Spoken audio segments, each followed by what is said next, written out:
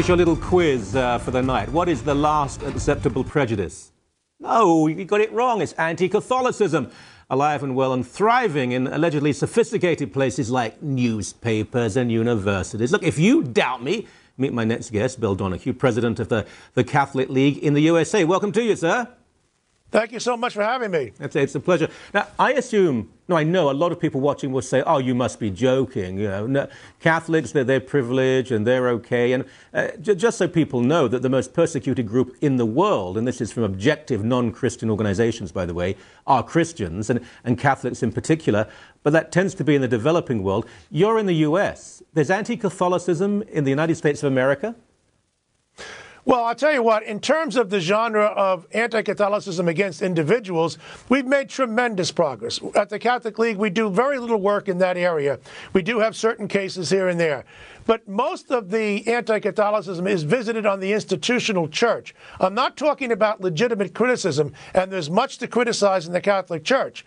I'm talking about the kind of cheap shots that would never be tolerated against anybody else. And we see the duplicity. For example, cartoons that are of the most vicious sort, attacking not a bishop who may be a miscreant, but all bishops, because there may have been a few bad apples. Yet you can't even have a depiction of Muhammad, and you certainly can't show the cartoons on television or in the newspapers in the United States. I mean, just recently, I'm engaged with the mayor of the city of New York because he is censored. But the government is banning all clergy from speaking at 9/11 ceremonies. Well, we know the vast majority of the first responders were Catholic. And we know that the first person who died was Father Michael Judge, a Catholic priest. And yet they're going to be censored. Now, we have a lot on our plate here. And we also have the Obama administration now tightening the idea of religious liberty in terms of conscience rights. So we're very busy here in the institutional church in its defense. Well, you came on later on the show. You wouldn't know this. You're down there in the States. But on this very show, we had Kurt Vestergaard, the Danish cartoonist, and showed the cartoons that led to so much trouble. But this station is, it's unique in Canada, and it will be very, very unusual in the USA as well. Most people are too cowardly or politically correct to do that sort of thing. But let's talk about World Youth Day, because this occurred just recently in Madrid. And the numbers are something like 1.5 million young people, 1.5 million people there to greet the Pope. There were maybe 100, 120 protesters. Media in this country, and I suspect in Europe and the USA, spent a lot of time on the protesters and very little time with the 1.5 million people who were there to say hello to the Pope. Well, you're absolutely right. I mean, just contrast it with, for example, on Pro-Life Day in January 22nd in the United States, when marking the Roe v. Wade Day.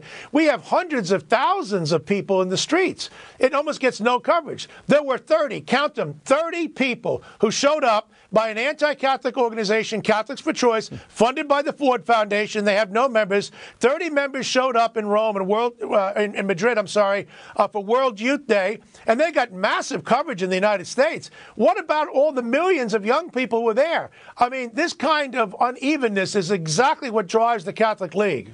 Mm-hmm. I want to talk, because it's the elephant in the room, I suppose, the abuse crisis, and you and your organization have written about this superbly. We all condemn what happened, but we want to understand what happened, and within context, this was abuse within an institution where there was a certain power. It's in no way unique or confined to Catholicism. Tragically, it's occurred in public education, on sports teams, other denominations, other religions. It does seem, though, that every opportunity to bash the Catholic Church in media is taken advantage of, particularly in North America. Well, I think that's positively true. Look, the Catholic Church is responsible for the first scandal. I think there's two. The first scandal was the one that erupted in 2002 that was going on from basically 65 to 85 during the sexual revolution. And the Catholic Church deserves a lot of criticism for that.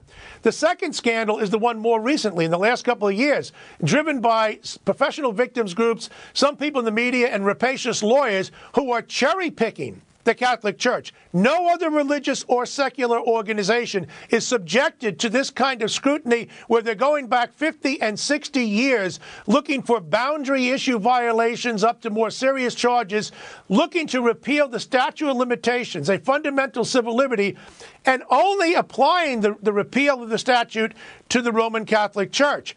Meanwhile, 2 weeks ago in Baltimore, right outside of Washington, D.C. A group of mental health experts met in an organization called B for You. The 4 is the numeric 4. B for You-Act. They were psychiatrists there who were arguing that we have to lighten up on pedophiles. They say they're minor attracted persons who are unfairly stigmatized in our society, and we have to get rid of pedophilia as a mental illness in the Diagnostic and Statistical Manual of the American Psychiatric Association.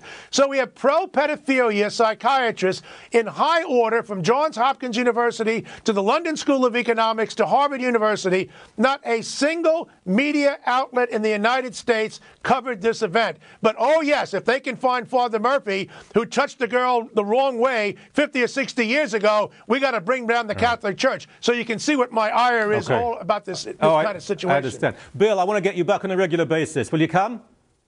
For you?